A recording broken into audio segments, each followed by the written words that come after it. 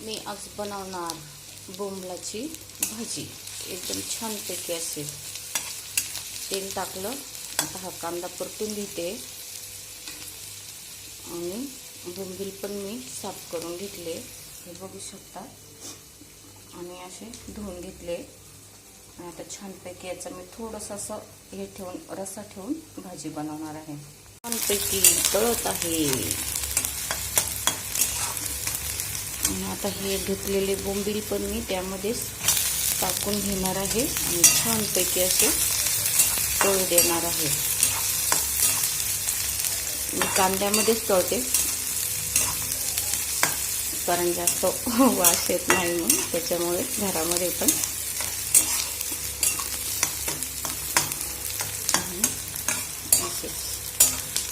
असे धुतलेले याच्यामध्ये तळून घेतले ना म्हणजे छान वाटतात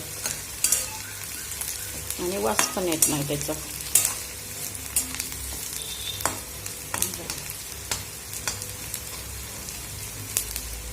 कसे झाले बघा.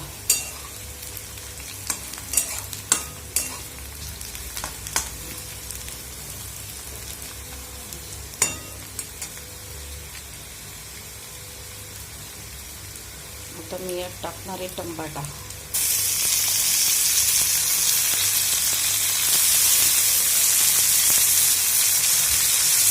टमाटा टाकला तर यामध्ये कसं मी तळून घेते म्हणजे टमाटा पण आणि ते पण सर्व मिक्स होऊनच तळलं जातं. आणि आता टमाटा टाकल्यानंतर मी टाकणार आहे थोडं मीठ, कारण मीठ आणि टमाटा ताबडतोब हे होतो आणि बोंबलामध्ये खारटपणा असल्यामुळे मी मीठ थोडंच टाकणार आहे. कारण जास्त मीठ टाकलं तर खारट होतं ते.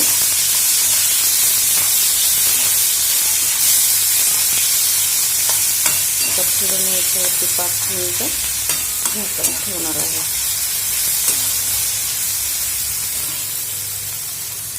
झाकण ठेवलेलं होतं मी 2 मिनिटं. हे बघा आता हे काढून घेतलं आहे. बघू शकता किती छानपैकी असं टमाटा नरम होतो एकदम. बघा त्यामध्ये सर्व करून घ्यायचं.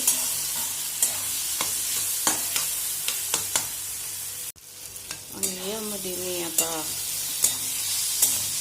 छान असं मिक्स करून झाल्यावरती तर यामध्ये मी आपल्याला लागेल तसं तिखट टाकायचं. आम्हाला थोडं तिखटच चालतं. मिरची खूप तिखट आहे, जास्त नाही करायची भाजी म्हणून मी थोडीच टाकली. हळद टाकली, मिरची टाकली, मीठ तर टाकलेलंच आहे आपण. आता हे बघा मी असं याच्यामध्ये मिक्स करून घेणार.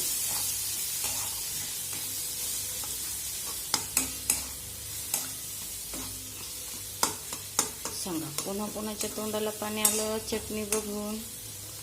पटपट पटपट कमेंट करायची. आणि याच्यामध्ये आता मी थोडं पाणी टाकणार आहे, थोडंसं नॉर्मल. हे बघा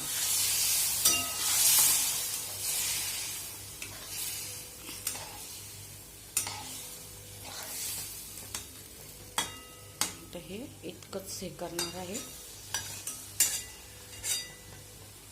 आणि यावरती थोडं झाकण ठेवणार. आणि आता 2 मिनिटं झालेले आहेत.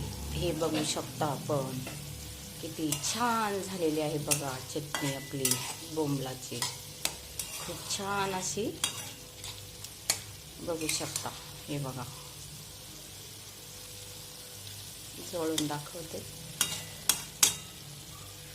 आवडली की नाही सांगा. किती छान दिसते बघा. आणि आता गॅस बंद करून द्यायचा आहे. कोणाकोणाला आवडली त्यांनी सांगा. लाईक करा, कमेंट करा आणि शेअर करा आवडल्यास. थँक्यू.